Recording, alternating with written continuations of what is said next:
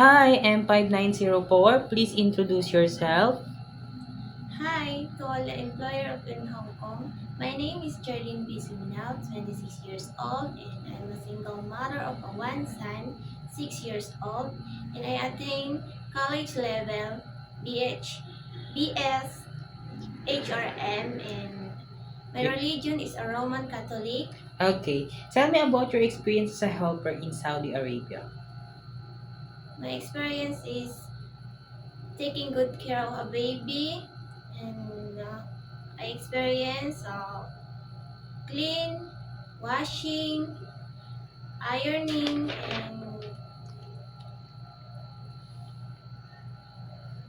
clean dishes. Okay, clean dishes. Yes, Okay, so you have an experience taking care of a newborn. For sure, you know how to prepare a milk for a newborn baby, right? yes, sir. Okay. What will you do if the newborn is crying? I will do check the temperature, if I'm hungry, the diaper. Okay, and if the baby doesn't stop to cry after you check the temperature, the diaper, and also feed the baby, what will you do if the baby doesn't stop to cry? I will call the employer and tell the baby is still crying. Okay, why do you want to work in Hong Kong? I choose Hong Kong because it's a good country and have a high salary, and Okay, how long do you want to work in Hong Kong?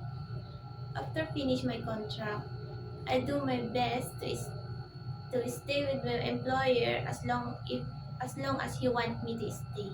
Okay, so it is okay to you to extend your contract. Yes, sir.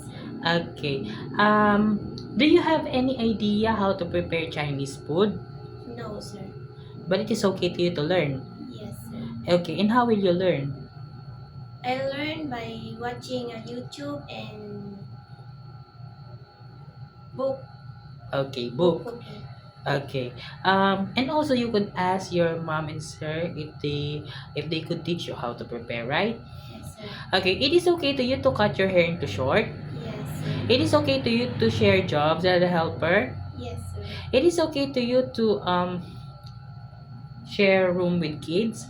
Yes, sir. How about work on Sunday or in a holiday set up by your employer? Yes, sir.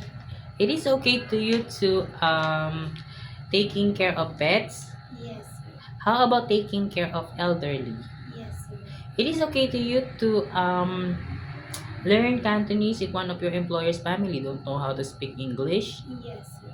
Okay, my last question is what will be your message for your future employer? To my future employer, I will do my best to fulfill my duties and not